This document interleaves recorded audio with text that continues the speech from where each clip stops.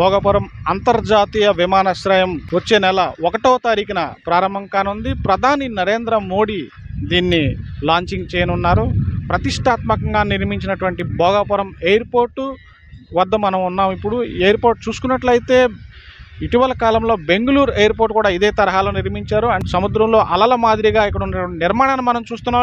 ఈ తరహా ఆధునిక టెక్నాలజీ చైనాలోని అనేక ఎయిర్పోర్ట్లు ఉన్నాయి. తర్వాత బెంగళూరులో నిర్మించారు. ప్రస్తుతం ఇక్కడ మనం ఉత్తరాంధ్రకు సంబంధించినటువంటి ఇలాంటి నిర్మాణం మనం మునిపెనుడు చూస్తున్నాం.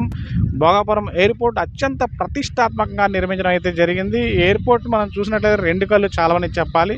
1వ తారీఖున దీన్ని ప్రధాని మోడీ లాంచింగ్ చేయనున్నారు. అయితే ఇది మొత్తం మీద చూసుకున్నట్లయితే రన్వే 3800 మీటర్లు కలిగి ఉన్నది. అత్యంత పెద్దది.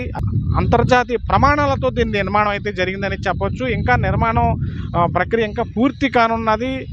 మరికొద్ది రోజుల్లో మరికొద్ది నెలల్లో పూర్తి కానున్నది. అయితే ఇప్పుడు 1వ తారీఖున ఇది లాంచింగ్ అయితే ప్రధాని చేయనున్నారు. అత్యంత ప్రతిష్టాత్మకంగా ఇక్కడ జరుగుతున్న నిర్మాణాలను వీక్షించేందుకు పరిశీలించేందుకు స్టేట్ బీజేపీ లీడర్ మాధవ్ అయితే ఇక్కడికి వచ్చున్నారు. మాధవ్ ఇక్కడ అంతా కూడా పరిశీలిస్తున్నారు. ఇక్కడ ఏర్పాట్లను కూడా సంతృప్తి చెందడం జరుగుతుంది. ఓవరాల్గా చూసుకున్నట్లయితే ఈ ఎయిర్పోర్ట్ని ఒక అంతర్జాతీయ ఎయిర్పోర్ట్ని ఒక కలగా చెప్పాలి ఉత్తరాంధ్రకి. తొలి దశలోనే 60 లక్షల మంది ప్రయాణికులు ఇక్కడ రాకపోకలు సాగించే విధంగా తొలి ఏడాది ఇలాంటి ప్రణాళిక అయితే ఉన్నది.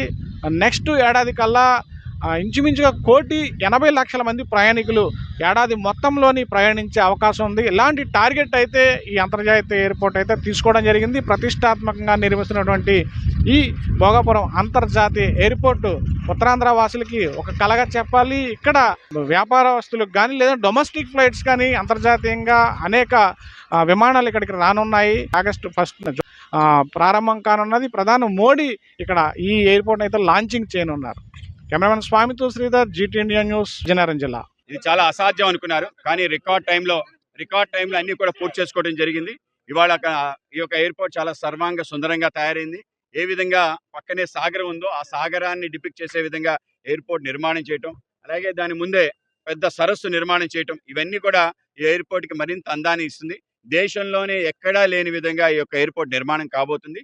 అలాగే మన యొక్క అల్లూరి సీతారామరాజు పేరు పెట్టడం ఏదైతుందో మా అందరికీ ఆనందాన్ని కలిగిస్తుంది. ఎప్పటి నుంచో కళ ఈ ప్రాంతానికి అల్లూరి సీతారామరాజు పేరు పెట్టాలని, ఆ విధంగా ఒక జిల్లా పేరు అల్లూరి సీతారామరాజు పేరు పెట్టారు. అయితే ఈ ప్రాంతానికే తలమానికం, మొత్తం రాష్ట్రానికే తలమానికమైన ఇంటర్నేషనల్ ఎయిర్పోర్ట్ పేరు కూడా అల్లూరి సీతారామరాజు పేరు పెట్టడం ఏదైతుందో నిజంగానే ఒక మంచి నిర్ణయం. ఆ నిర్ణయం తీసుకున్నందుకు రాష్ట్ర ముఖ్యమంత్రి చంద్రబాబు నాయుడు గారికి, అలాగే పవన్ కళ్యాణ్ గారికి ఈ సందర్భంగా అభినందన తెలియజేస్తున్నాను.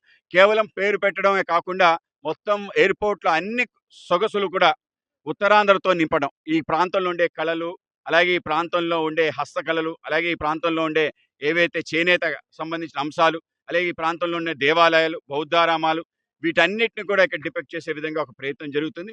ఆ విధంగా విదేశస్తులు కానీ మిగతా రాష్ట్రాల నుంచి వచ్చే అనేక మంది యాత్రికులకి ఈ ప్రాంతానికి సంబంధించి అన్ని విశేషాలు కూడా కేవలం భోగాపురం ఎయిర్పోర్ట్లో కలగటం ఏదైతుందో నిజంగానే ఆనందం కలిగిస్తుంది. అలాగే ఈ యొక్క ఎయిర్పోర్ట్ చాలా టెక్నాలజీగా చాలా అడ్వాన్స్ ఉంది. ఏవైతే మన బ్యాగేజ్ ఉందో వాటిని కూడా మ్యాన్లెస్ బ్యాగేజ్ క్యారియర్ సిస్టమ్ పెట్టబోతున్నారు.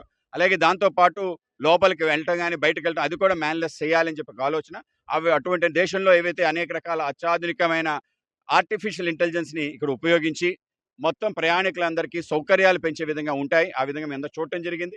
ఇవాళ యొక్క ఎయిర్పోర్ట్ ఆగస్టు 1వ తారీఖు ప్రారంభం అవటం మా అందరికీ ఆనందం కలిగిస్తుంది. ఆగస్టు 16కి 2 జరగబోతున్నాయి. ఒకటి మన యొక్క గోదావరి జలాలు అనకాపల్లి రాబోతున్నాయి. రెండోది ఈ యొక్క ఎయిర్పోర్ట్ పూర్తి స్థాయి ఆపరేషన్స్ కూడా ప్రారంభం కాబోతుంది. కనుక ఇటువంటి అనేక విశేషాలున్న ఈ యొక్క ప్రాజెక్ట్ని ఇవాళ మా కార్యకర్తలందరూ కలిసి మా యొక్క ఎమ్మెల్యే మన హెచ్ఎల్ ఎమ్మెల్యే ఎన్ఈఆర్ గారితో పాటు మా యొక్క జిల్లా అధ్యక్షులందరం కలిసి సందర్శించడం జరిగింది. దీనికి సంబంధించి కార్యకర్తలు కూడా పెద్ద ఎత్తున తరలించే ప్రయత్నం చేయబోతున్నాం. సుమారు 3 లక్షల మంది కూటమి సంబంధించిన అందరూ కూడా ఈ కార్యక్రమానికి వచ్చి నరేంద్ర మోడీ గారికి జైలు పలకటంతో, అలాగే మన ముఖ్యమంత్రి చంద్రబాబు నాయుడు గారికి, అలాగే పవన్ కళ్యాణ్ గారికి కూడా స్వాగతం పలకడానికి పెద్ద ఎత్తున ప్రజలందరూ తరలివస్తున్నారు.